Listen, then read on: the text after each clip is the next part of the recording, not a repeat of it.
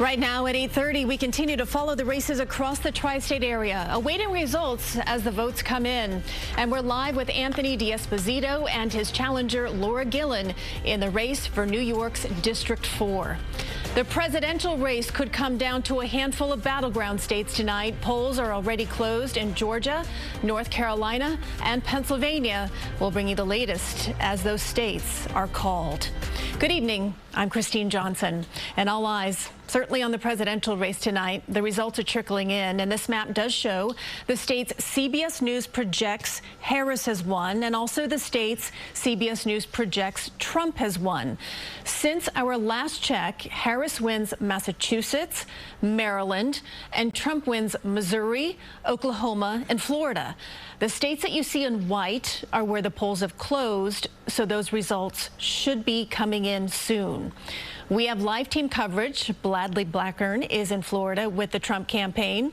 And Howard University, Washington, D.C. They are hosting the Harris campaign tonight, where Vice President Kamala Harris will be making an appearance. Natalie Brand is there now live. Natalie, how are things looking there? Christine, good to be with you. The Harris campaign is expressing confidence at this hour in turnout among younger voters and student voters, especially in key battlegrounds such as Pennsylvania. This is a group that they've worked really hard to mobilize as they celebrate election night on a college campus. Howard University says it's the first presidential campaign in modern history to do so.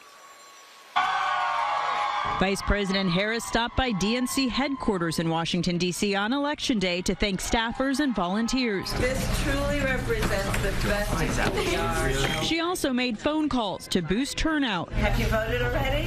Early CBS News exit polls show democracy is the top concern for Harris voters, followed by abortion. I tend to agree with her policies and stances and the things that come out of her mouth. Harris is hoping to capture a large share of women and first-time voters. While there are always little differences with Kamala Harris and what she can and can't do, it's a start. Harris campaign sources tell CBS News the vice president is remaining calm and optimistic, adding she knows how close the race is. Her campaign says the vice president is having dinner with family before coming here later tonight. And in an interview earlier today, she did a series of radio interviews, especially across key battleground states. She noted that the first office she ran for was freshman class representative here at Howard. She says coming back tonight will be a full circle moment. Christine. Well, Natalie, thank you for that update. Natalie Brand live at the Harris campaign headquarters. Here, the Electoral College will decide the race, but it's not the only count in tonight's presidential campaign. Here is where the popular vote stands right now nationwide as polls have closed in some states around the country, including in New Jersey and Connecticut. Trump with 54%, with 19% of those votes in. Kamala Harris, 44.8%. Now, as you've learned in past history, it is possible to win the popular vote but lose the presidency. Democratic vice presidential nominee Governor Tim Walz is the last candidate on the campaign trail tonight. The governor and his family stopped by a diner in Harrisburg, Pennsylvania to encourage people to vote, a very important swing state for both parties. Tonight, Walz will join Vice President Kamala Harris at the election night watch party at Howard University in Washington, D.C., just a quick train ride away. The vice president says that she voted by mail in her home state of California. But former President Donald Trump did vote in person today. Although he was convicted of 34 felony counts in Manhattan, he can still vote in Florida, and that's exactly what he did. The Trump campaign is at the Mar-a-Lago estate watching the results come in. Bradley Blackburn is there live to give us an update. Bradley. Christine, here at Trump headquarters, supporters of the former president were celebrating calls in just the last hour in his favor. But we know that tonight former President Trump himself is focused squarely on Pennsylvania. He sees it as key to a possible victory. He was calling into a radio station and urging supporters there to stay in line and cast their ballots. Earlier today, after he cast his own ballot, he said he predicted a big win, but he's also already questioning the fairness of this vote. Former President Donald Trump and First Lady Melania Trump cast their ballots in Palm Beach, Florida today. Trump told reporters he's confident in his 2024 campaign. I would say this was the best campaign we ran. Later in the day, Trump cast doubt on the integrity of the election, writing on social media a lot of talk about massive cheating in Philadelphia, but he didn't provide any evidence. If I lose an election, if it's a fair election, I'd be the first one to acknowledge it. A CBS News exit poll shows more than half of Trump voters don't believe elections are being conducted fairly, while their top issue is the economy. I think when you look at the end of the day, fiscally, you look at our country, the budget was better, the taxes were better. Trump's signature issue, immigration, was also a top concern for his voters. And while supporters watch the results coming in here at headquarters, we know that former President Trump himself is watching them at his Mar-a-Lago estate. He's joined there by a number of his core supporters and inner circle that CBS News has learned includes billionaire Elon Musk. So they're focused at Mar-a-Lago before possibly coming over here later tonight. And Mar-a-Lago, Christine, is the place where this all started 721 days ago. That's when former President Trump entered this race that he will conclude tonight. And it's been a long campaign since then. Thank you, Bradley Blackburn, reporting for us there live with the Trump campaign. Joining me now once again is political reporter Marcia Kramer, O'Brien Murray, and also J.C. Polanco. So let's talk about some of these early exit polls. Marcia, what are they showing? Well, the exit polls are showing, according to CBS exit polling, shows that the ability to lead was the quality that voters are most looking for, followed by good judgment, someone who can bring needed change, and someone who cares about them. There was a big gap between Democrats and Republicans about whether the election is being conducted fairly. Now, both Democrats and Republicans say they're scared if the candidate of the other party wins. Now, J.C., why do you think that is?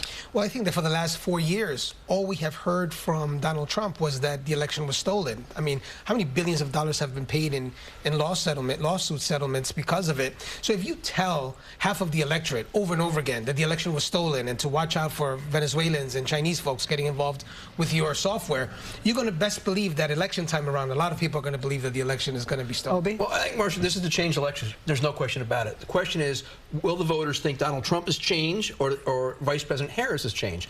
And the other question is democracy. Is democracy what happened on January 6th, and that's the question in hand? Or is democracy the progressives and what's going on with immigration at this point? And is that changing society, and they don't want that? We don't know what it is until we get the results tonight. And the economy. Let's talk about the economy. I mean, if you're living here in the tri-state area, cost of living is so high. Yep, 31% actually of voters today in the exit poll said that the economy was the most important issue. What was so interesting about that is that 35%... Those are Republicans who said that. Well, that's the exit polls across the country. Now, but what's interesting is 35% said the state of democracy is the biggest concern. So these polls are showing that the economy and state of democracy are but they're also being split. The Democrats are saying state of democracy is first, and the Republicans are saying the economy. And so if the Democrats are saying democracy, then they're saying January 6th. If it's the Republicans saying it, they're questioning about the progressive movements, what's going on, taking the country too far left. Thank you, guys. Thank you both. Thank you. It's been a close race in New York's 4th Congressional District, where Democrat Laura Gillen is challenging Republican Congressman Anthony D'Esposito. Gillen's headquarters tonight in Nassau County, and Long Island reporter Carolyn Gussoff is live in Garden City with the latest from there. Carolyn. Oh, yeah, that's exactly.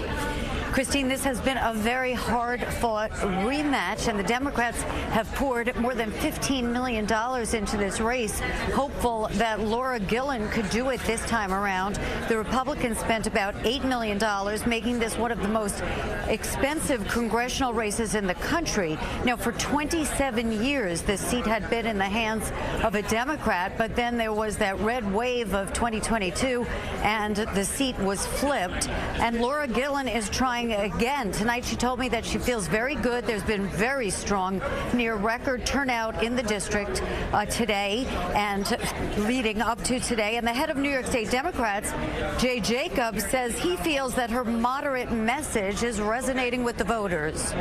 If you're going to win in places like Nassau County, Suffolk County, the Hudson Valley, even upstate New York, you're going to have to appeal to moderate voters because that's who we have here.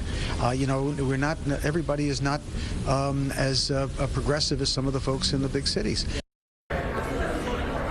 And the 4th Congressional District is also one of the most diverse suburban congressional districts in the country. Also lots of independents, and how those blanks, as they call them, vote will determine this race.